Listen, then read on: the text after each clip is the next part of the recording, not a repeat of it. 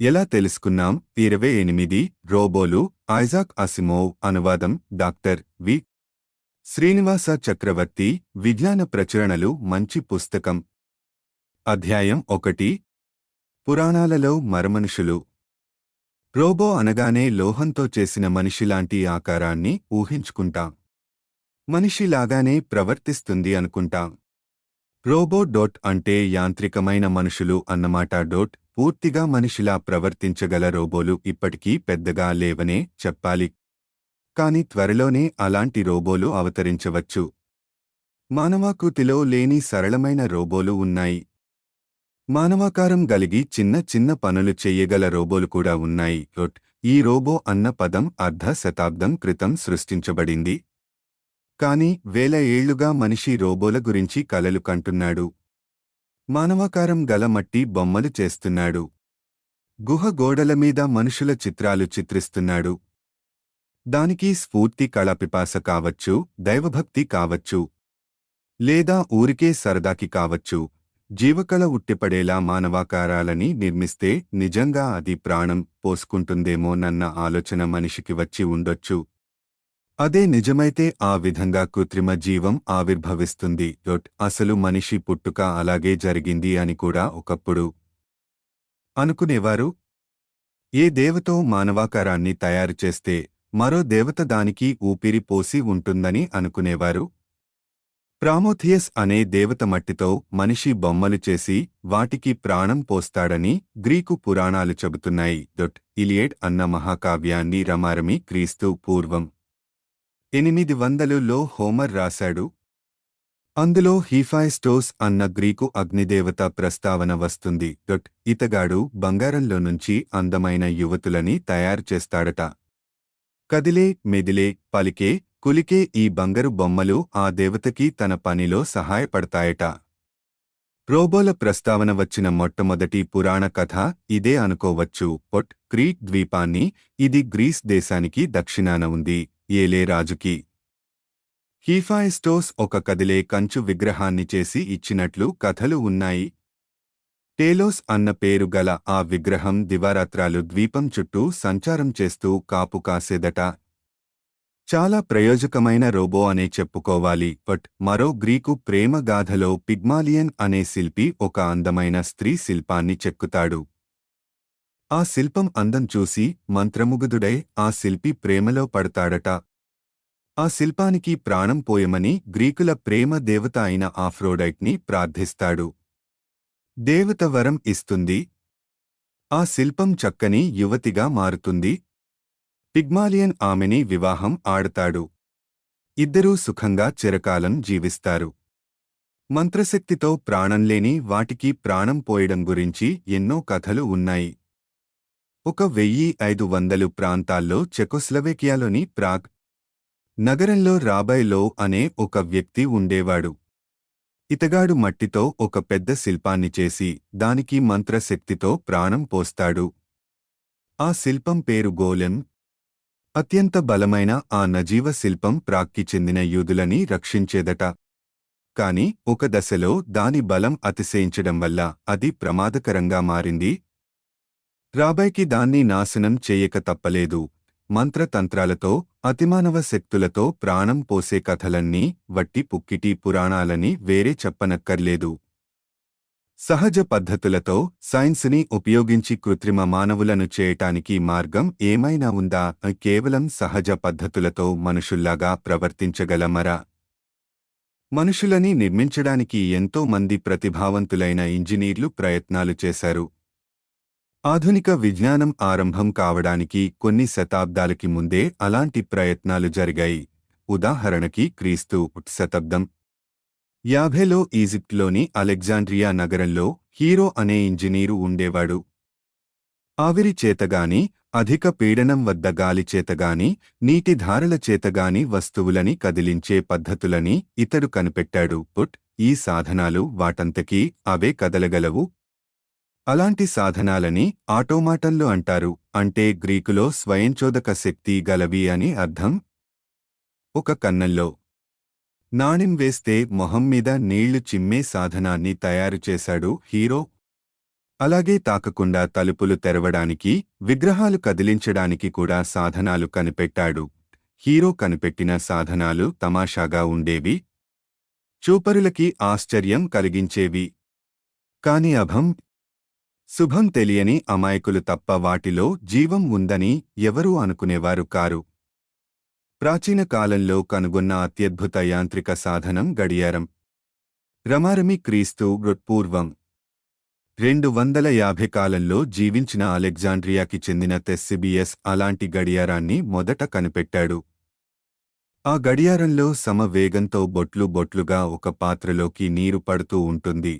పాత్రలో నీటి మట్టం పెరుగుతుంటే దానిమీద తేలే ఒక తేలికైన వస్తువు మెల్లగా పైకి లేస్తుంటుంది.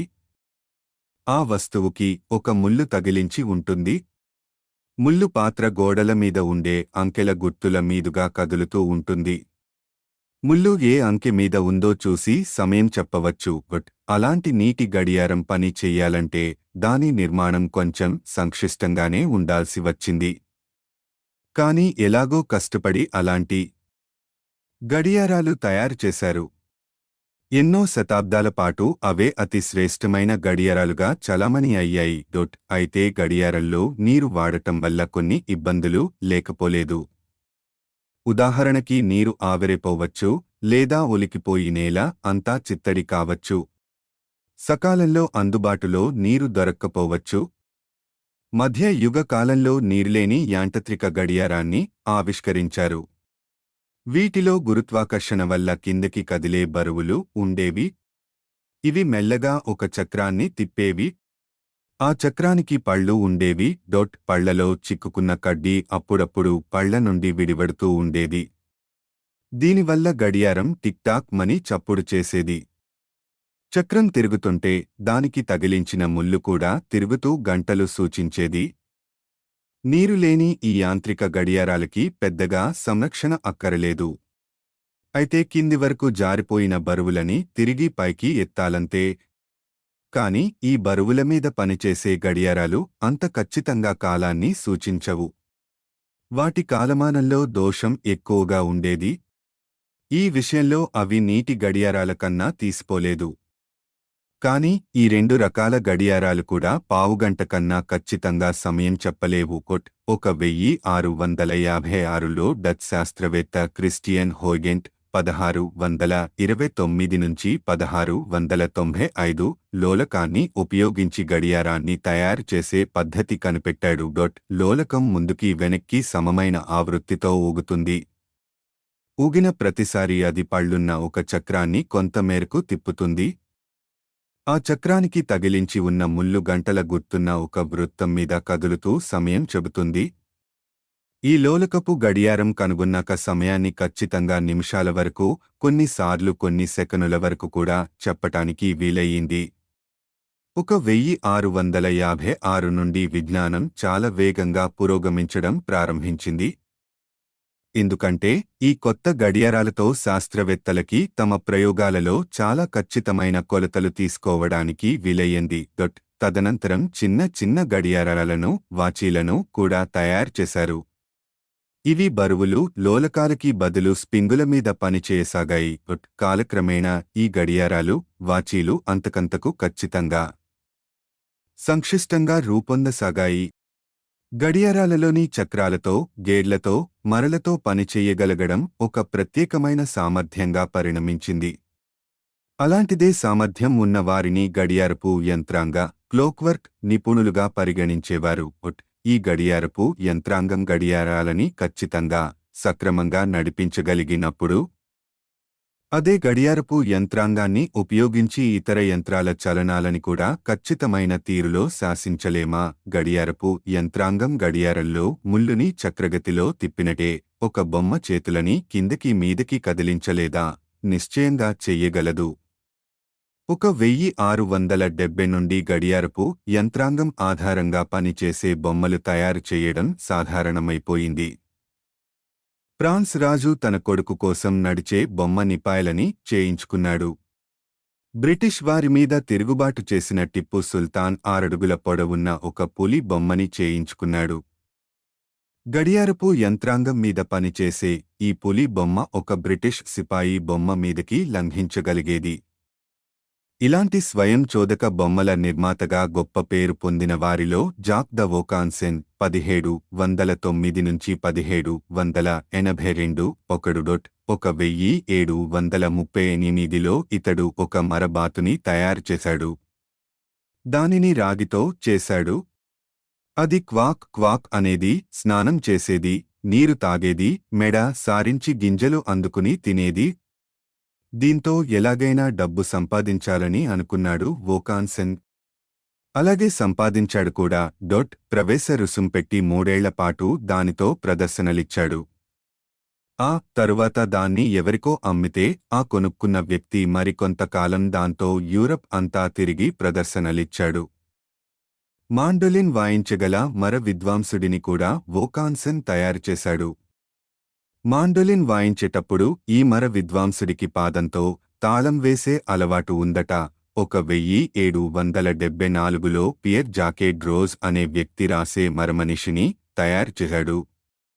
పెన్ను పట్టుకున్న పిల్లవాడి రూపంలో ఉంటుందా బొమ్మ. సిరా బుడ్డీలో కలాన్ని ముంచి ఉత్తరం రాయగలడు ఆ మరబాలు. ఈ మరబొమ్మ ఇప్పటికీ స్విస్ మ్యూజియంలో ఉంది. ఈ మరమనుషులు ఎంత విచిత్రంగా, ఎంత ఆశ్చర్యకరంగా ఉన్నా చివరికి అవన్నీ బొమ్మలుగానే మిగిలిపోయాయి. 16 శతాబ్దాల క్రితం హీరో చేసిన యంత్రాలకి వీటికి పెద్దగా తేడా ఏమీ లేదు. ఈ మర బొమ్మలు ఒకే పనిని పదే పదే చెయ్యగలవు. గడియారం ముల్లు గడియారం ముఖం మీద గరిగిరా తిరిగినట్లే బొమ్మలోని బాలుడు కూడా ఒకే వాక్యాన్ని మళ్ళీ మళ్ళీ రాయగలడంతే. అయినా కూడా ఈ మరబొమ్మలు మనుషుల ఊహని ఆకట్టుకున్నాయి. గడియారపు చలనాల కన్నా సజీవమైన చలనాలని ప్రదర్శించగల కృత్రిమ జీవాల నిర్మాణం గురించి కలలు కన్నారు. ఒక సమస్య గురించి మనుషులు ఆలోచిస్తుంటే ఆ రంగంలో ఏదో చెయ్యాలన్న తపన పెరిగి పెద్దదవుతూ ఉంటుంది. అధ్యాయం 2. కాల్పనిక విజ్ఞానం. 1771లో ఇటాలియన్ శాస్త్రవేత్త లూయిగి గాల్వానీ ఒక అత్యద్భుతమైన ఆవిష్కరణ చేశాడు. ఆ రోజుల్లో అతడు కప్ప కాళ్ల నుండి వెలికి తీసిన కండరాలతో పనిచేసేవాడు. తన ప్రయోగశాలలో ఆ రోజుల్లో శాస్త్రవేత్తలు తరచు పనిచేసే ఒక విద్యుత్ పరికరం కూడా ఉండేది. ఆ పరికరాన్ని వాడినప్పుడు విద్యుత్తు రవ్వలు, ఎలక్ట్రిక్ స్పార్క్స్ పుట్టేవి. అనుకోకుండా ఒకరోజు ఒక విద్యుత్తు రవ్వ ఒక కండరం మీద పడి ఆ కండరం సజీవ కండరంలా కొట్టుకుంది. నిజానికి ఆ విద్యుత్తు పరికరం పనిచేస్తున్నప్పుడు కండరాన్ని ఒక లోహపు కడ్డీతో తాకినా చాలు కొట్టుకునేది. ఈ వార్త యూరప్ అంతా పొక్కి గొప్ప సంచలనాన్ని రేపింది. వైజ్ఞానిక రంగంలో విద్యుత్తు అప్పుడప్పుడే పరిచయం అవుతోంది. ఈ వార్త తెలియగానే విద్యుచ్ఛక్తే జీవశక్తి అని అందరూ అనుకోసాగారు. నాడుల ద్వారా ప్రవహించే సూక్ష్మమైన విద్యుత్తు ప్రవాహాలు కండరాలని అదిలించి సంకోచింపచేస్తాయని మనకి ఇప్పుడు తెలుసు. కాని విద్యుత్తు ప్రాణం ఒకటనుకోవడం పొరబాటు అవుతుంది. George Gordon Noel Byron 1788 1824. Percy Bysshe Shelley 1792–1822 అనే ఇద్దరు ఇంగ్లీష్ కవులు స్విట్జర్లాండ్లో ఉన్నారు. 1816లో ఒకరోజు ఇద్దరూ బైరన్కి తెలిసిన ఒక డాక్టరుతోనూ, షెల్లీ 19 ఏళ్ల స్నేహితురాలైన మేరీ వోల్స్టోన్మాఫ్ట్ 1797–1851 తోనూ, ఈ మేరీనే షెల్లీ తదనంతరం అదే ఏట పెళ్లి చేసుకున్నాడు. పిచ్చాపాటి మాట్లాడుకుంటున్నారు. గాల్వాసీ ఆవిష్కరణలు మొదలైన వైజ్ఞానిక విశేషాల గురించి మాట్లాడుతూ కూర్చున్నారు. అలాంటి విషయాల మీద మంచి కథలేవైనా రాస్తే బావుంటుంది అనుకున్నారు. బైరన్, షెల్లీలు ఆ తరువాత ఆ విషయం గురించి పూర్తిగా మరచిపోయారు. డాక్టరు ఒక కథ రాశాడు కాని దాన్ని ఎవరూ పట్టించుకోలేదు. కాని మేరీ షెల్లీ తరువాత 1818లో తన 21 ఏట ఒక పుస్తకం ప్రచురించింది. ఈ పుస్తకం గొప్ప విజయం సాధించింది. ఇప్పటికీ ఆ పుస్తకం ప్రాచుర్యంలో ఉంది. ఆ పుస్తకం పేరు ఫ్రాంకెన్‌స్టైన్. జీవన రహస్యాన్ని సైన్సు భేదించింది అన్న భావనని మేరీ షెల్లీ ఈ పుస్తకంలో వాడుకుంది. తన కథలో కథానాయకుడు విక్టర్ ఫ్రాంకెన్‌స్టైన్ ఒక శాస్త్రవేత్త. ఇతగాడు ఒక మృతదేహానికి ప్రాణం పోస్తాడు. అయితే అది ఎలా చేస్తాడో రచయిత్రి వర్ణించదు. శరీరం మాత్రం పెద్దగా వికారంగా ఉంటుంది. అందుకే దానినొక రాక్షసుడుగా మోన్స్టర్ వ్యవహరించారు. పుస్తకానికి సబ్ టైటిల్ అభినవ ప్రొమీథియస్ అంటే ఫ్రాంకెన్‌స్టైన్ని మనుషులకి ప్రాణం పోసే గ్రీకు దేవతతో మేరీ పోల్చింది అన్నమాట. అయితే ప్రొమీథియస్కి తాను సృష్టించిన జీవుల పట్ల ఎంతో కరుణ ఉండేది. వారి మంచి చెడ్డలు ఎప్పుడూ కనిపెట్టుకుని ఉండేవాడు. కథానాయకుడు ఫ్రాంకెన్‌స్టైన్‌కి తను ప్రాణం పోసిన ఈ రాక్షసుడిని చూసి జగుప్ప పుట్టి అతడిని విడిచిపెడతాడు. అందరూ తనని అసహ్యించుకుంటున్నారన్న కోపంతో ఒకరోజు ఆ రాక్షసుడు పగతో తనని సృష్టించిన ఫ్రాంకెన్‌స్టైన్ని, అతడి కుటుంబాన్ని నాశనం చేస్తాడు. పిగ్మాలియన్ కథలో సిచ్బం ప్రాణం పోసుకున్నట్లు ఈ కథ సుఖాంతం కాదు. కృత్రిమ జీవం ప్రమాదకరమైనదని, దానితో చెలగాటం మంచిది కాదని ఫ్రాంకెన్‌స్టైన్ కథ చెప్తోంది. ఫ్రాంకెన్‌స్టైన్ కథ నిజంగా మొట్టమొదటి కాల్పనిక వైజ్ఞానిక కథ అని చెప్పుకుంటారు. కథ రాసిన కాలంలో అలాంటిది జరిగే అవకాశం లేదు. భవిష్యత్తులో జరగబోయే ఆవిష్కరణల మీద ఆధారపడిన కథ అది. అందుకే అది నిజంగా కాల్పనిక వైజ్ఞానిక కథ అవుతుంది. ఆ తరువాత ఒక 100 ఏళ్లపాటు ఎన్నో కాల్పనిక వైజ్ఞానిక కథలు వచ్చాయి. అప్పుడప్పుడు కృత్రిమ జీవం గురించిన ప్రస్తావన కూడా వస్తుండేది. కానీ ఫ్రాంకెన్‌స్టైన్లా చిరకాలం గుర్తుండిపోయే కథ మళ్లీ రాలేదు. కానీ చివరికి 1920లో కారెల్ కావెక్ 1890 నుంచి 1938 వరకు అనే చెకోస్లవేకియాకి చెందిన రచయిత ఆర్యుఆర్ అనే ఒక నాటకం రాశాడు. మరుసటి సంవత్సరమే ఆ నాటకాన్ని ప్రదర్శించారు కూడా. అదో కాల్పనిక వైజ్ఞానిక నాటకం. రోసుమ్ అనే ఒక ఆంగ్లేయుడు మరమనుషులని తయారుచేసే ఒక పరిశ్రమని తయారు చేస్తాడు. అవి అచ్చం మనుషుల్లాగానే ఉంటాయి. లోకంలో మనుషుల్లాగానే పని చెయ్యగలుగుతాయి.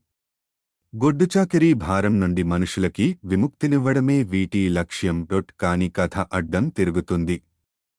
గోలెమ్ ఫ్రాంకెన్‌స్టైన్ రాక్షసుడు ప్రమాదకరంగా మారినట్లే ఈ మరమనుషులు కూడా ప్రమాదకరంగా మారతారు. వాటిలోనూ ఒక మనసు అంకురిస్తుంది, భావావేశాలు కలుగుతాయి. బానిస బతుకు నచ్చక మానవాళిని మరమనుషులు నాశనం చేస్తారు. చివరికి ఇంకా సజీవంగా ఉన్న రోసుమ్ ఇద్దరు మరమనుషులని, ఒక స్త్రీని, ఒక పురుషుడిని, ఒక నవ్యజాతిని సృజించమని పంపేస్తాడు. ఈ రోసుమ్ అనేది హేతువు లేదా ప్రజ్ఞ అనే అర్థం ఉన్న చెక్ పదం. ఆర్యుఆర్ ఆర్.యు.ఆర్ అనేది రుసుమ్ ప్రారంభించిన పరిశ్రమ పేరు. దాని అర్థం రొసమ్జ్ యూనివర్సల్ రోబోట్స్, రుసుమ్ విశ్వజనీన రోబోలు. ఈ రోబో అన్నది బానిస అన్న అర్థం గల చెక్ పదం. రోసుమ్ నిర్మించే రోబోలు విశ్వజనీనం. ఎందుకంటే అవి మనుషులలాగే అన్ని రకాల పనులు చెయ్యగలవు. ఈ నాటకం మూలంగా రోబో అంటే కృత్రిమ మానవుడు అన్న అర్థం సార్థకం అయ్యింది. ఆటోమేటన్ అన్న పదం పూర్తిగా మాయమయ్యింది. ఈ రోబో అన్న పదమే అన్ని భాషలలోనూ చలమణి అవుతోంది. విజ్ఞానం పురోగమిస్తున్న కొద్దీ కాల్పనిక విజ్ఞానానికి పరపతి పెరిగింది. 1926లో అద్భుత గాథలు అన్న పత్రిక వెలువడింది. కేవలం కాల్పనిక విజ్ఞానానికి మాత్రం పరిమితమైన మొదటి పత్రిక అది. త్వరలోనే అలాంటి పత్రికలు మరిన్ని వచ్చాయి. ఈ కొత్త పత్రికలకి ఎంతో మంది రచయితలు కథలు రాయటం మొదలుపెట్టారు.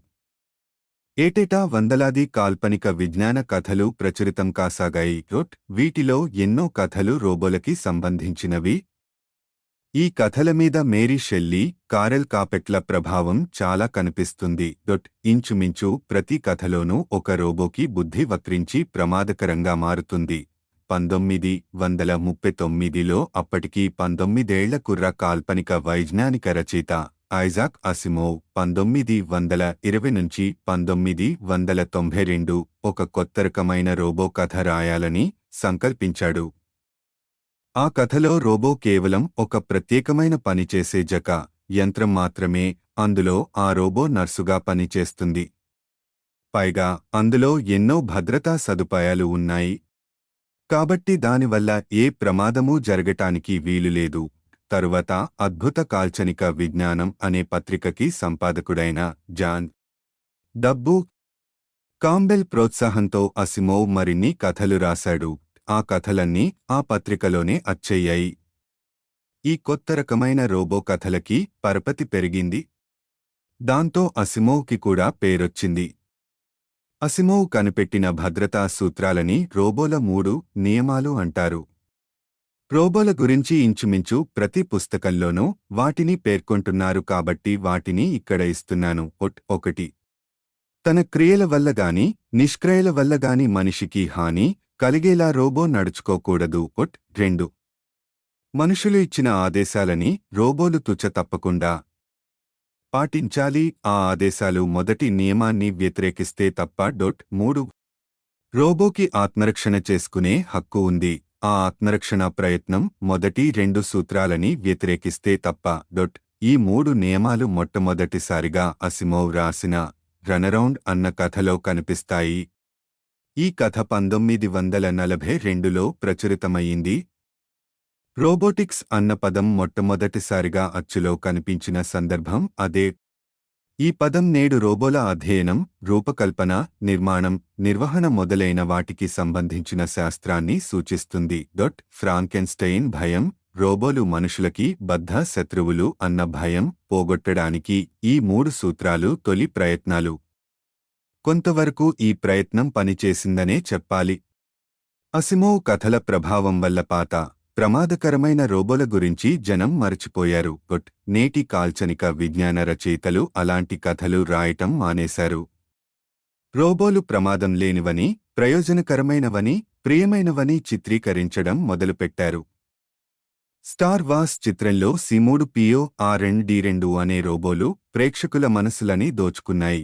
కాల్పనిక విజ్ఞానం దానికది ఏమీ సృష్టించలేదు. రోబోల మీద ఎన్ని కథలు రాసినా ఆ కథల వల్ల రోబోలు రాబోయేది లేదు. వాటి వల్ల రోబోల నిర్మాణం సాధ్యం కాబోయేది లేదు. కాల్పనిక విజ్ఞానం కూడా ఒక కొత్త రకమైన పురాణం అన్నమాట. అంతే, మంత్రాల మీద, భువాత్తర శక్తుల మీద కాకుండా విజ్ఞానం మీద ఆధారపడ్డ ఆధునిక పురాణం అన్నమాట. కాని పాత పురాణాలకి కాల్పనిక విజ్ఞానానికి మధ్య ఒక తేడా ఉంది. మంత్రాలతో, మవాత్యాలతో కూడుకున్న పురాణాలు ఎప్పటికీ నిజం కాబోయేది లేదు. కాని విజ్ఞానం మీద ఆధారపడే కల్పనలు కొన్నైనా నిజం అయ్యే అవకాశం ఉంది.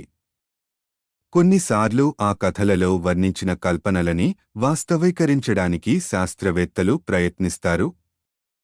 ఉదాహరణకి అసిమోవ్ రాసిన రోబో కథలని కలిపి 1-2000 నేను రోబోని అనే కథా కదంబంగా 1950లో అచ్చువేశారు. ఈ పుస్తకం బాగా ప్రాచుర్యం పొందింది. ఆ పుస్తకాన్ని చదివిన పాఠకులలో కొలంబియా విశ్వవిద్యాలయానికి చెందిన జోసెఫ్ ఎఫ్. ఎంగెల్బర్గర్ 1925 అనే విద్యార్థి ఉన్నాడు. పుస్తకాన్ని చదివి ప్రభావితుడై రోబోల నిర్మాణానికే తన సీజీ లేఖ చెయ్యాలని అనుకున్నాడు. తన పరిశోధనలతో చక్కని ఫలితాలు సాధించగలిగాడు. ఆ విషయం గురించి ముందు చర్చిద్దాం. ఈ రోజుల్లో రోబోటిక్స్ రంగంలో పనిచేసిన వాళ్లలో చాలామంది రోబో పుస్తకం చేత ప్రభావితులు అయిన వాళ్లే. కొంతకాలం క్రితం ఇస్రాయెల్కి చెందిన ఒక రోబోటిక్ నిపుణుడిని అసిమోవ్ కలుసుకున్నాడు. రోబోకి హీబ్రూ అనువాదమే తన కృషికి ప్రేరణ ఇచ్చింది అన్నాడట ఆ నిపుణుడు. అసిమోవ్ కేవలం ఒక నవల రచయిత మాత్రమే. రోబోలని నిర్మించాలని గాని, శాస్త్రీయంగా అధ్యయనం చెయ్యాలని గాని అతడి ఉద్దేశం కాదు. వాటిమీద కథలు కల్పించడమే అతని లక్ష్యం. అయినా కూడా రోబోల చరిత్రలో, పరిణామంలో అతడు పోషించిన పాత్ర చూస్తే ఆశ్చర్యం కలుగుతుంది. అధ్యాయం 3.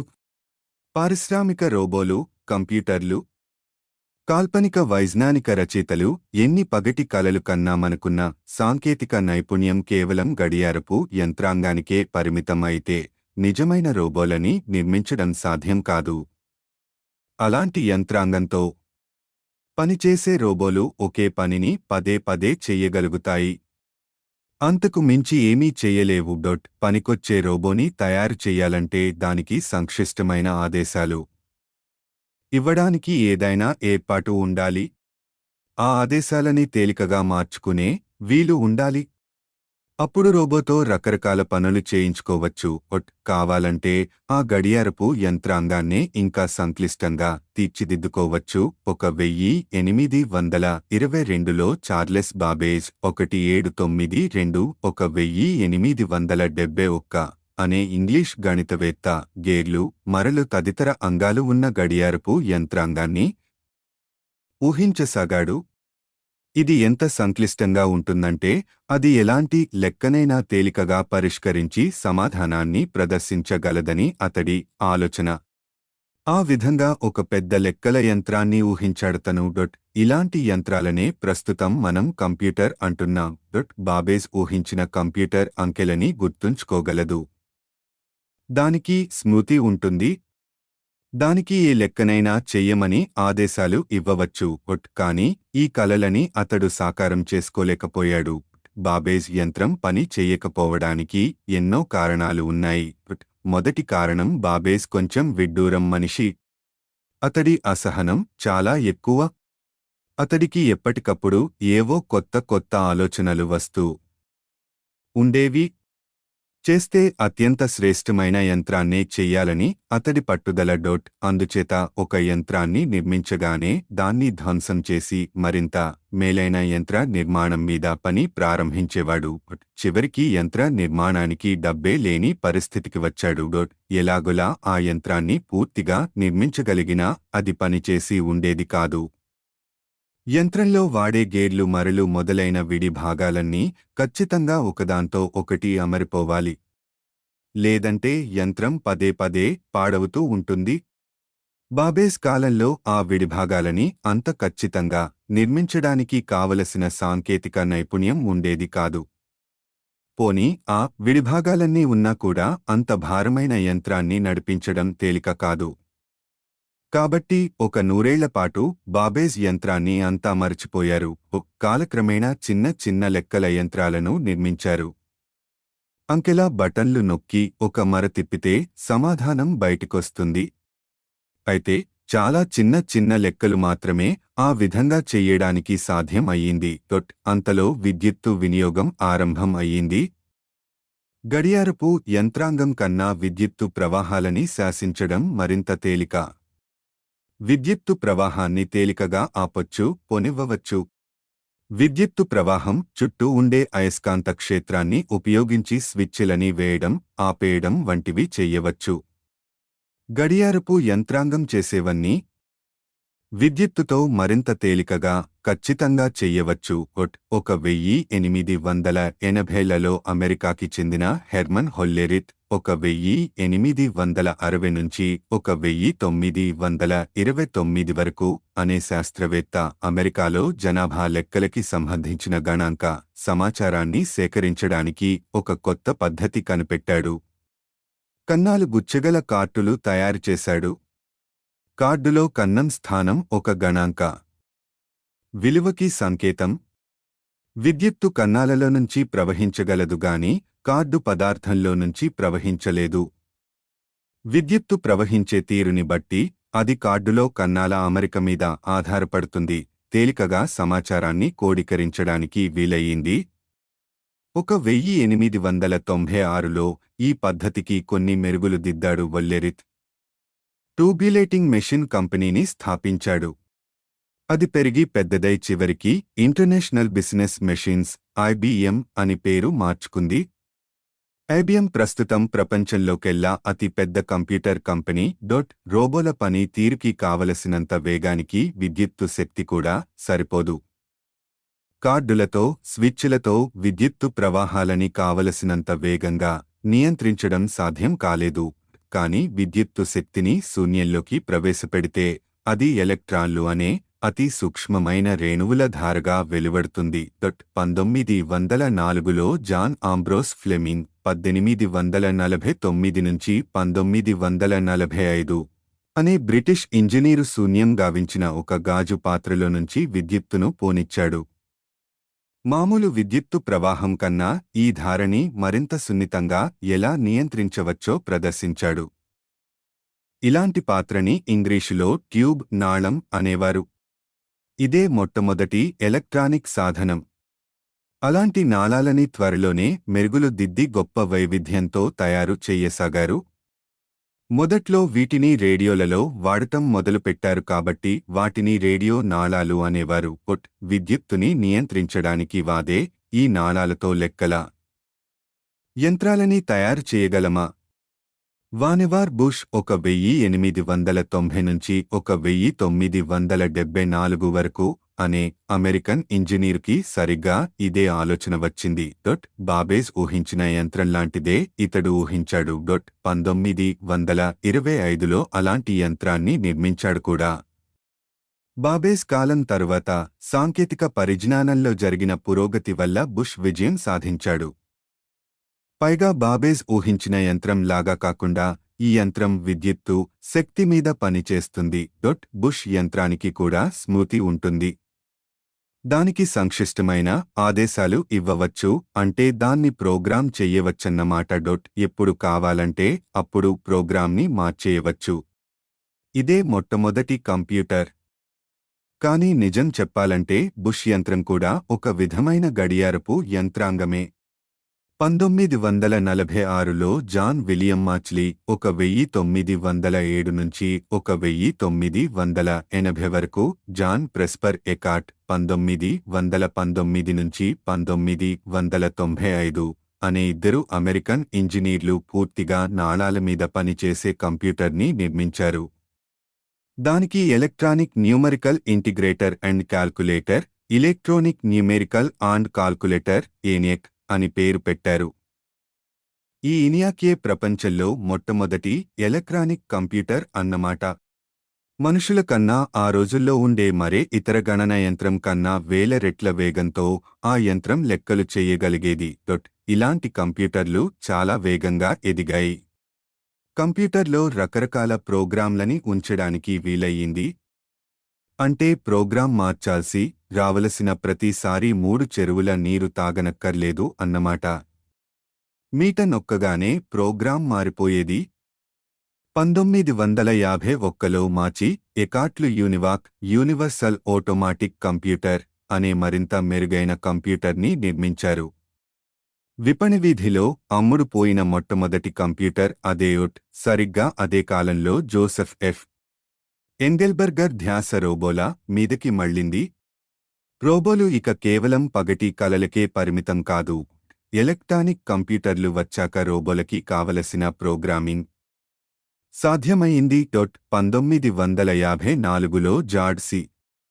డివోల్ 1912 అనే అమెరికన్ ఇంజనీరు కంప్యూటర్ నియంత్రిత రోబోకి మొట్టమొదటి పేటెంట్ తీసుకున్నాడు. ఆ యంత్రానికి యూనివర్సల్ ఆటోమేషన్, యూనివర్సల్ ఆటోమేషన్ లేదా ముద్దుగా యూనిమేషన్ అనిమేషన్ అని పేరు పెట్టుకున్నాడు. 1956లో డివోల్ని ఒక విందులో ఎంగెల్బర్గర్ కలిశాడు. ఇద్దరూ కలిసి యూనిమేషన్ ఇంక్ అనే ఒక కంపెనీని ప్రారంభించారు. డెవోల్ రోబోల రూపకల్పన చేస్తాడు. ఎంగెల్బర్గర్ వాటి క్రయ విక్రయాలని నిర్వహిస్తాడు. అసిమోవ్ కథలలో రోబోల లాగా తొలి రోజుల్లో మనుషుల లాగా రోబోలు ప్రవర్తించే ప్రసక్తే లేదు. చిన్న చిన్న సామర్థ్యాలతోనే ప్రారంభించాలి. యాంత్రికమైన మనుషులతో కాకుండా యాంత్రికమైన చేతులతో మొదలుపెడితే చాలు. ఈ మరచేతులని కొన్ని ప్రత్యేక రీతుల్లో కదిలించగలిగితే వాటికి పరిశ్రమలలో, అసెంబ్లీ మార్గాలలో ఎన్నో ఉపయోగాలు ఉంటాయి. ఈ అసెంబ్లీ మార్గాలలో ఒక పరికరం కొందరు శ్రామికుల ముందు నుంచి కదులుతుంది. ప్రతి శ్రామికుడు ఒక విడిభాగాన్ని తగిలించడం, నున్నగా రుద్దడం, ఒక నట్టు బిగించడం వంటి ఒక ప్రత్యేకమైన పని చేస్తాడు. అసెంబ్లీ మార్గం కొసకి చేరేసరికి పరికరం నిర్మాణం పూర్తవుతుంది. ప్రతి ఒక్క శ్రామికుడు ఒక ప్రత్యేక పనిని చేస్తాడు కాబట్టి శ్రామికుడి స్థానంలో ఉండే మరచేయిని ఆ ప్రత్యేకమైన పని చెయ్యమని ప్రోగ్రాం చెయ్యాలి. ఆ విధంగా శ్రామికుడు చేసే పనిని మరచేయి చేస్తుంది. అలసట, ఆకలి లేకుండా విసుగు విరామం లేకుండా మనిషి కన్నా నిర్దిష్టంగా ఈ మరచేతులు మనిషి చేసే పనిని చేస్తాయి. ఇలాంటి రోబోలని పారిశ్రామిక రోబోలు అంటారు. ఎంగెల్బర్గర్, డెవోల్లు ముందు ఇలాంటి రోబోల మీదే తమ దృష్టి సారించారు. యూనిమేషన్ ఇంక్ తయారు చేసే రోబోలు బాగానే పనిచేసేవి కానీ బాగా అమ్ముడు పోయేవి కాదు. ఎందుకంటే వాటి ఖరీదు ఆకాశాన్నంటేలా ఉండేది. కంప్యూటర్లు మంచివేగాని బాగా భారీగా ఉండేవి. ఎంతో విద్యుత్తుని వినియోగించుకునేవి. వాటిని కొని వాడుకోగల స్తోమతగాని స్థలంగాని ఎంతో మందికి ఉండేది కాదు. అయితే కాలక్రమేణా కంప్యూటర్లు ఇంకా ఇంకా చిన్నగా చవకగా మారతాయని ఎంగెల్బర్గర్కి నమ్మకం ఉండేది. 1948లో ట్రాన్సిస్టర్, మనం వాడే రేడియో కాదు, రూపొందించారు.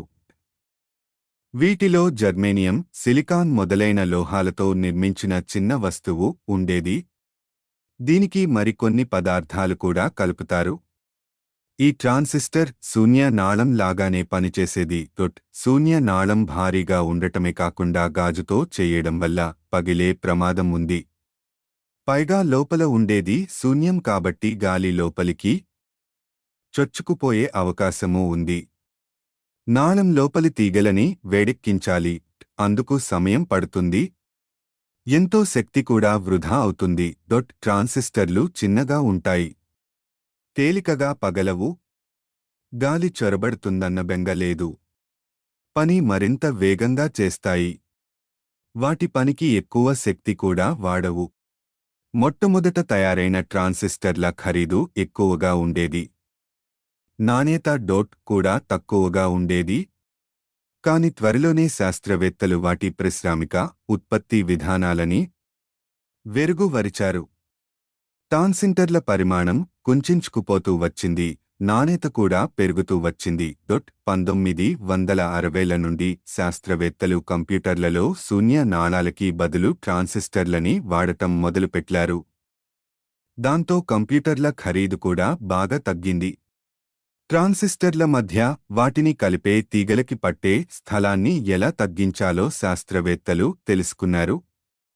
సిలికాన్ ముక్కని చిన్న చిన్న చదరపు ముక్కలుగా కోసి అందులోనే వివిధ సర్క్యూట్లని ఎలా మలచాలో తెలుసుకున్నారు.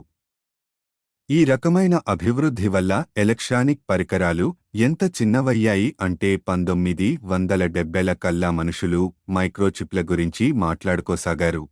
ఈనియాక్ అంత సామర్థ్యం గల కంప్యూటర్ని ఒక్క చిప్లో మలచటం సాధ్యమయ్యింది. తొలి రోజుల్లో పెద్ద పెద్ద గదుల నిండా నిండిపోయే కంప్యూటర్లు ఇప్పుడు జేబులో పట్టేటంత చిన్నగా తయారు చెయ్యసాగారు. మరి అంత చిన్న కంప్యూటర్లని ఏం చేసుకోవాలో యూనిమేషన్ కంపెనీకి తెలియలేదు. కాని వారి వద్ద ఉండే కంప్యూటర్లు తగినంత చిన్నవి, చవకైనవి, నాణ్యమైనవి కాబట్టి వాటి ఉపయోగం వల్ల రోబోల ఖరీదు కూడా తగ్గింది. చివరికి 1975లో అధిక సంఖ్యలో రోబోలని అమ్మి ఆ కంపెనీ లాభాలు చేసుకుంది. ఏటేటా ఇంకా ఇంకా హెచ్చు సంఖ్యలో రోబోలని అమ్మసాగారు. దాంతో ఎంగెల్బర్గర్ కోటీశ్వరుడయ్యాడు. ఇతర కంపెనీలు కూడా రోబోల తయారీకి దిగాయి. కాని ఈ రంగంలో యూనిమేషన్దే పైచేయి అయ్యింది. పారిశ్రామిక రోబోలలో ఇంచుమించు 3/4 రోబోలని ఈ కంపెనీయే తయారు చేస్తుంది. ప్రస్తుతం ప్రపంచవ్యాప్తంగా వేలాది పారిశ్రామిక రోబోలు పని చేస్తున్నాయి. వాటి సంఖ్య ఏటా పెరుగుతోంది. వీటిలో సగానికి సగం జపాన్లోనే ఉన్నాయి. విస్తృతమైన రోబోటీకరణ దిక్కుగా ఆ దేశం పరుగులు పెడుతోంది. రోబోలు కనిపెట్టింది అమెరికాలోనే అయినా ఈ రంగంలో అమెరికా మరికొంచెం జాగ్రత్తగా అడుగులు వేస్తోంది. కాబట్టి రోబోల వినియోగంలో అమెరికా 2వ స్థానంలో ఉంది. అధ్యాయం 4. భావి రోబోలు. పారిశ్రామిక రోబోలు ఒక ఆరంభం మాత్రమే. మొట్టమొదటి విమానాలకి, వాహనాలకి మళ్ళే ఇవి కూడా ఒక మొదటి మెట్టు మాత్రమే. తొలి నాటి విమానాలకి ప్రస్తుతం మనం చూసే విమానాలకి ఎక్కడా పోలికే ఉండదు. తొలి విమానాలు చిన్నగా ఉండేవి, దృఢంగా ఉండేవి కావు, నెమ్మదిగా కదిలేవి. వాటిని చూస్తే ఏదో ఒకనాడు 100 మంది ప్రయాణికులని శబ్దం కన్నా వేగంగా అట్లాంటిక్ సముద్రాన్ని దాటించగల విమానాలు వస్తాయంటే నమ్మం కదా. అదేవిధంగా నేడు వాడుతున్న పారిశ్రామిక రోబోని భవిష్యత్తులో రాబోయే రోబోలతో పోల్చడం కష్టం. రోబోలని మనుషుల్లా కనిపించేలా, ప్రవర్తించేలా చెయ్యడం అన్నిటికన్నా ముఖ్యమైన విషయం. రోబోలు మనుషుల్లా కనిపించాల్సిన అవసరం ఏమిటని అడగవచ్చు. కావలసిన పనులన్నీ ఒక మర చేయి చేస్తున్నప్పుడు దానికి మళ్ళీ ఒక శరీరాన్ని ఎందుకు తగిలించాలి? మనుషులు రూపొందించే సాధనాలు మనుషుల సౌకర్యం కోసం తయారు చేసినవి. మన ఇళ్ళు, ఇంట్లో కుర్చీలు, బల్లలు, ఇతర పనిముట్లు మానవ శరీరంతో అనువుగా సరిపోయేలా తయారు చేసుకుంటాం. మానవ శరీరపు వంపులకి అనుగుణంగా పరికరాలు ఉండాలి. మనకి సరిపోయే పనిముట్లే రోబోకి కూడా సరిపోతే మనం ముందే సృష్టించిన ఈ పరిసరాలకి రోబో తేలికగా అలవాటు పడుతుంది. లేకపోతే రోబోకి సరిపోయినట్లుగా ఇప్పుడు కొత్తగా పరిసరాలని మార్చుకోవలసి వస్తుంది. ఉదాహరణకి పారిశ్రామిక రోబోలు భారీగా ఉంటాయి. ఒక్క రోబో బరువు 675 కిలోలు ఉండొచ్చు. అంటే మనిషి బరువుకి 10 రెట్లు ఎక్కువ అన్నమాట. కాబట్టి మనిషి కన్నా ఎక్కువ స్థలాన్ని ఆక్రమిస్తాయి. పెద్ద పెద్ద బరువైన చేతులతో భారమైన పనులు చెయ్యగలవు గాని ఇంటి పట్టున సున్నితమైన పనులు చెయ్యడానికి ఆ చేతులు సరిపోవు. కాబట్టి మనుషుల కన్నా చిన్న రోబోలని తయారు చెయ్యడం యూనిమేషన్ కంపెనీ మొదలుపెట్టింది. వాటిలో కొన్ని కంప్యూటర్తో సహా 40 కిలోలే ఉంటాయి. బల్సులు బిగించడం వంటి సున్నితమైన పనులు ఈ రోబోలు చెయ్యగలవు. అయినా మామూలుగా రోబోల చేతులు లావుపాటి పంజాల్లా ఉంటాయి. దృఢంగా ఉన్న సున్నితమైన పనులకి పనికిరావు. 5 పొడవాటి వేళ్లు, ఒక్కొక్క వేలికి 2-3 కీళ్లు గల మనిషి చేతికి వాటికి మధ్య పెద్దగా పోలిక ఉండదు. మనిషి చేతికన్నా బలమైనది, అంతే సున్నితత్వాన్ని కలిగిన రోబో చేతిని రూపొందించగలిగితే బాగుంటుంది. కాని అదంత తేలిక కాదు. మరో విషయం, రోబోలు చలనం లేకుండా ఉంటాయి. కదిలినా మనుషుల్లా, ఇతర ప్రాణులలాగా కాక చక్రాల మీద జర్రున జారుతాయి. చక్రాల వల్ల కొన్ని లాభాలు ఉన్నాయి. అవి తేలికగా కదులుతాయి, ఎక్కువ శక్తిని వాడవు. కాని అవి నునుపైన తలాల మీద మాత్రమే పనిచేస్తాయి. రోబోలు గుట్టలు, గట్లు ఎక్కాలన్నా, పగిలిన నేలమీద నడవాలన్నా చక్రాలు పని చెయ్యవు. కాబట్టి రోబోకి నడక రావాలి. దానికి వేరువేరుగా కదలగలిగే 6 కాళ్ళు గల పరికరాలని తయారుచేశారు. ఈ పరికరం నడిచేటప్పుడు 3 కాళ్లని పైకెత్తుతుంది. ఒక పక్క మధ్య కాలిని, అవతలి పక్క వెనుక 2 కాళ్లని ఎత్తుతుంది. అలాంటి స్థితిలో ఇంకా నేలమీద 3 పాదాలు మోపి ఉన్నాయి కాబట్టి రోబో తూలిపడదు. అప్పుడు ఎత్తిన 3 కాళ్లని దింపి మిగతా 3 కాళ్లని పైకెత్తుతుంది. ఈ విధంగా ఆ రోబో 6 పాదాల మీద ఠీవిగా నడుస్తుంది. కాని చిక్కేమిటంటే చాలా పురుగులకి 6 కాళ్ళు ఉంటాయి. కాబట్టి ఈ నడిచే యంత్రం ఒక పెద్ద పురుగులా ఉంటుంది. మనుషులకి అది అంతగా నచ్చకపోవచ్చు. 2 కాళ్ల రోబో అయితే నచ్చుతుంది. కాని 2 కాళ్ల రోబో నడిచేటప్పుడు పడకుండా ఉండాలంటే ఏం చెయ్యాలన్నదే సమస్య. రోబోకి కూడా మనిషి ఇంద్రియాలని పోలిన ఇంద్రియాలు ఉంటే బాగుంటుంది కదా. ఉదాహరణకి ఒక రోబో ఒక నట్టు తిప్పాలి అనుకుందాం. నట్టుని ఎన్నిసార్లు తిప్పాలో రోబోకి ఖచ్చితంగా ఆదేశాలు ఇవ్వాలి. మరో కొత్త నట్టుని బిగించాలి అంటే కొత్త ఆదేశాలు ఇవ్వాలి. నట్టుని తిప్పుతున్నప్పుడు అది మన చేతిని వ్యతిరేకించే బలాన్ని బట్టి అది ఎంతవరకు బిగుసుకుందో తెలుసుకోగలిగితే బాగుంటుంది. అలాంటప్పుడు ఆదేశాలని నట్టుకి మార్చనక్కరలేదు. అదేవిధంగా ఒక బరువైన వస్తువుని పైకెత్తేటప్పుడు అది చేతిలో నుంచి జారిపోకుండా ఉండాలంటే దాన్ని ఎంత బలంగా పట్టుకోవాలో తెలియాలి. మరీ గట్టిగా పట్టుకుంటే వస్తువు పాడవవచ్చు, మరీ తేలిగ్గా పట్టుకుంటే చేతిలో నుంచి జారిపోవచ్చు. కాబట్టి వస్తువు తన చేతి మీద ఎంత ఒత్తిడి వేస్తోందో రోబోకి తెలుసుకునే సామర్థ్యం ఉండాలి. అలాగే రోబోకి ప్రపంచాన్ని చూడగలిగే శక్తి ఉండటం చాలా ముఖ్యం. చూడగానే నట్టు సరిగ్గా బిగిసిందో లేదో చెప్పగలదు. సరిగ్గా బిగించి లేకపోతే తిరిగి బిగించడమో లేక నట్టుని అవతల పారేయడమో చేయవచ్చు. రోబోలకి శ్రవణ శక్తి కూడా ఉంటే బాగుంటుంది. ఎక్కడైనా ఏదైనా దోషం ఉంటే శబ్దాన్ని బట్టి దోషాన్ని పసిగట్టగలదు. అలాగే భాషని విని అర్థం చేసుకుని దానికి స్పందించగలిగితే ఇంకా బాగుంటుంది. అప్పుడు ఒక్క మాటతో ప్రోగ్రాంని మార్చేయవచ్చు. అలాగే రోబోకి కూడా మాటలు వచ్చి మనిషికి సమాధానం చెప్పగలిగితే బాగుంటుంది. నిజంగానే రోబోతో సంభాషించగలిగామంటే అది మరింత సుపరిచితంగా స్నేహపూర్వకంగా అనిపిస్తుంది. ఇవన్నీ ఏదో నాటికి సాధ్యం కావచ్చు. అంతేకాక రోబోలకి మనకి లేని ఇంద్రియ శక్తులని కూడా అమర్చవచ్చు. విద్యుదయస్కాంత క్షేత్రాలని పసిగట్టే సామర్థ్యం, మన కంటికి కనిపించని కాంతులని చూసే సామర్థ్యం, చెవికి వినిపించని శబ్దాలని వనే సామర్థ్యం రోబోలకి ఇవ్వవచ్చు. అలాంటప్పుడు రోబోలు కేవలం ఫ్యాక్టరీలోనే కాదు, ఎక్కడ పడితే అక్కడే ఉంటాయి. కంప్యూటరీకృతమైన ప్రతి సాధనం ఒక విధమైన రోబోయే అనుకుంటే ఇప్పటికే అలాంటి సాధనాలు ప్రతి చోట ఉన్నాయి. ఉదాహరణకి స్పేస్ షటిల్లో అంగాంగము కంప్యూటరీకృతమే. అవే లేకపోతే షటిల్ పనిచెయ్యలేదు. ఎన్నో శాటిలైట్లు, వ్యోమనౌకలు కూడా కంప్యూటరీకృతం అయినవే. ముందు ముందు అంతరిక్ష కేంద్రాలు నిర్మించడానికి, చంద్రుడిమీద గనులు తవ్వడానికి రోబోలని వాడతారేమో. వాహనాలు కూడా కంప్యూటరీకృతం అవుతున్నాయి కాబట్టి అవి కూడా ఒక రకమైన రోబోలే.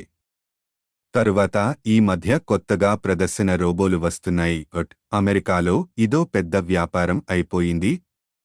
ఇవి మామూలుగా చిన్నగా, సౌమ్యంగా కనిపిస్తాయి. తల, మొండెం, చేతులు మొదలైనవి ఉంటాయి కాబట్టి మానవాకారంలో ఉంటాయి. సజావుగా చక్రాలమీద కదులుతాయి, కొద్దిగా మాట్లాడతాయి కూడా. ప్రస్తుతానికి మాత్రం ఇవన్నీ చోద్యపు బొమ్మలే. వాటిని కొనేవారు కూడా వాటి నుండి ఇంకేమీ ఆశించరు.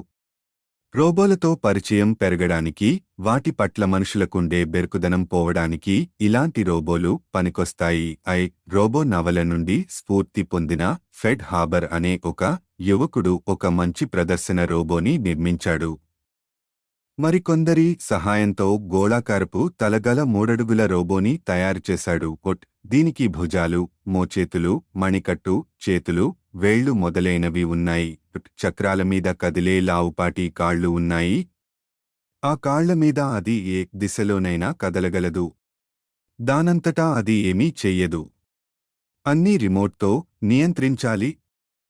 కాబట్టి అది నిజంగా రోబో కాదు. దాన్ని శాసించే ఆపరేటర్ స్వరం దాని స్వరంగా బయటికి వినిపిస్తుంది. ఫ్రెడ్ హాబర్ ఎన్నో సమావేశాలలో ఈ రోబోతో విజయవంతంగా ప్రదర్శనలిచ్చాడు. అసిమోవ్ గౌరవార్థం ఈ రోబోకి ఐజాక్ అని పేరు పెట్టాడు. ఐజాక్లు ఇద్దరూ కలిసి తీసుకున్న ఫోటో పక్క పేజీలో ఉంది. ఇంటి రోబోకి మంచి భవిష్యత్తు ఉన్నట్లు కనిపిస్తోంది. ఇది నిజమైన రోబో. ఇది ఇంట్లో ఒక పనివాడిగానో, ఒక వంటమనిషిగానో పని చెయ్యగలదు. ఇంటికి వచ్చిన అతిథులకి మర్యాదలు చేయగలదు. వాళ్లకి వండి వడ్డించగలదు. ఇల్లు తుడవగలదు. అడిగితే పక్క సర్దగలదు. ఎంగెల్బర్గర్ ఇలాంటి ఇంటి రోబోనే తీర్చిదిద్దుతున్నాడు. ఇప్పటికే అలాంటి ప్రాథమిక సాధనం ఒకటి రూపొందించాడు. దీనికి కూడా ఐజాక్ అని పేరు పెట్టాడు. అధ్యాయం 5. రోబోలు, మనుషులు. పారిశ్రామిక రోబోల ఉత్పత్తి విషయంలో పెద్ద ఎత్తున అమెరికా పురోగమించకపోవడానికి కారణం నిరుద్యోగ భయం. ఫ్యాక్టరీలన్నీ రోబోలతో నిండిపోతుంటే ఆ ఉద్యోగాలు చేసే మనుషులు ఏం కావాలి? అయితే ఈ సమస్య గురించి ఈ విధంగా ఆలోచించవచ్చు.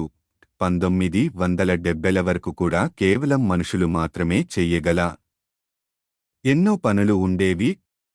జంతువులకి అంత తెలివితేటలు ఉండవు. యంత్రాలు అప్పటికీ అంత సంక్లిష్టం కావు. మనుషులు చేసే పనులలో కొన్ని ప్రమాదకరం కూడా. ఉదాహరణకి గనులలో పనిచేయడం, భవనాల నిర్మాణం, ప్రమాదకరమైన రసాయనాలతో, పేలుడు పదార్థాలతో పనిచేయడం, తీవ్రమైన వాతావరణ పరిస్థితులలో పనిచేయడం మొదలైనవి. ఇలాంటి పనులు మనుషులు చెయ్యనక్కరలేకపోతే బాగుంటుంది. అలాగే కొన్ని ఉద్యోగాలలో మనుషులు అవసరమైన మరీ ఎక్కువ మంది అక్కర్లేదు. ఎంతో మంది మనుషులు రోజూ చిన్న చిన్న పనులు చేస్తూ ఉంటారు. అరలలో వస్తువులు సర్దడం, నట్లు బిగించడం, ఒకే రకమైన ఉత్తరాలు టైప్ చెయ్యడం, లేదా ఇక్కడి వస్తువులని అక్కడ పెట్టడం వంటివి. దీన్ని జంతువులో, యంత్రాలో చెయ్యలేకపోవచ్చు. కాని వాటిని చేయడానికి పెద్దగా తెలివితేటలు అక్కర్లేదు. కండలని ఎక్కువగా వాడకపోతే కొవ్వెక్కినట్లే మనుషుల మెదడుకు కూడా పని లేకపోతే మొద్దుబారుతుంది.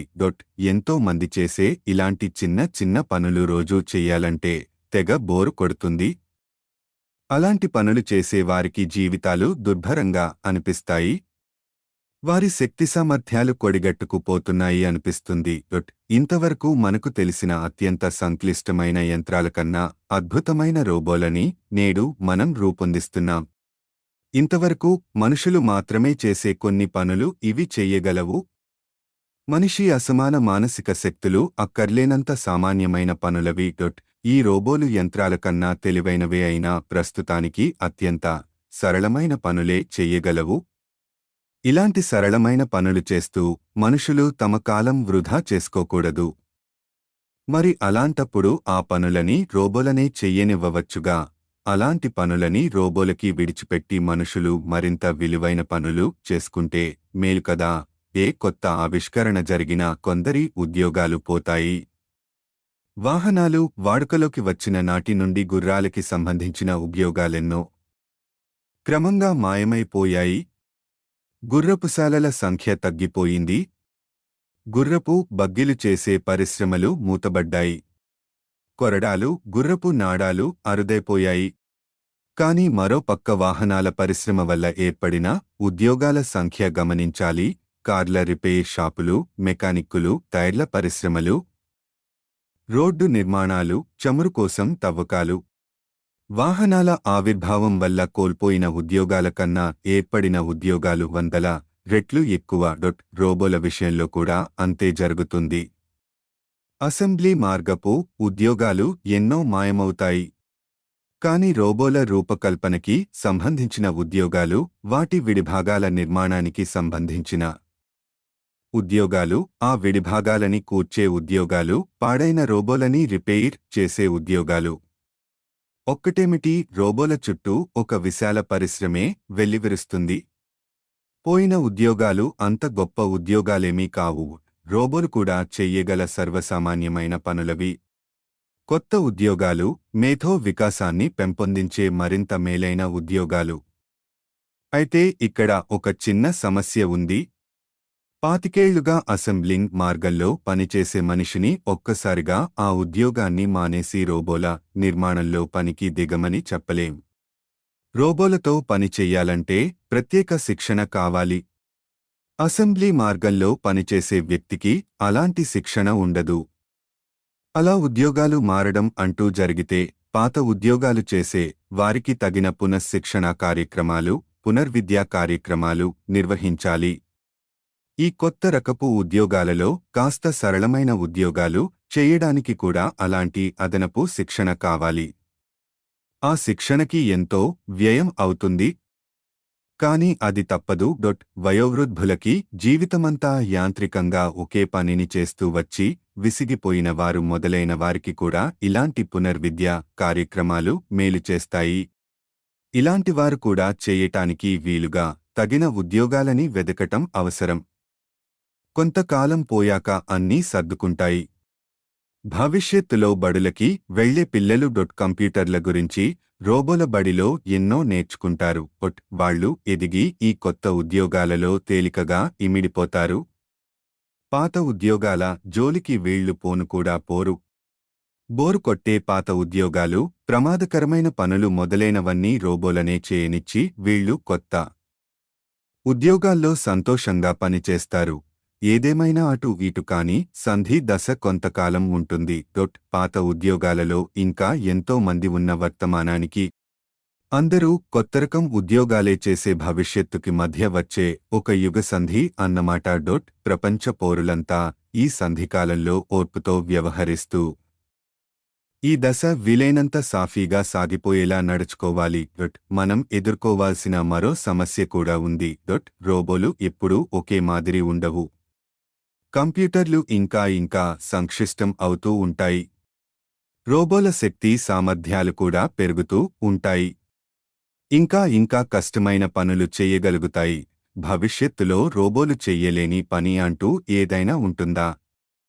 వివిధ ఉద్యోగాల్లోంచి మనుషులు క్రమంగా తప్పుకుంటూ ఉంటే ఏదో ఒకనాడు ఆ ఉద్యోగాలన్నీ రోబోలు ఆక్రమించవా? ఆర్.యు. నాటకంలోలా ఏదో ఒకరోజు రోబోలు మానవ ప్రపంచాన్ని స్వాధీనం చేసుకుంటాయా? అలాంటి పరిణామం జరిగే అవకాశం తక్కువ. ప్రస్తుతం మనుషులు మాత్రమే చేసే పనులు రోబోలు చెయ్యగలిగినంత మాత్రాన రోబోలకి మనుషులలాగానే తెలివితేటలు ఉన్నాయని కాదు.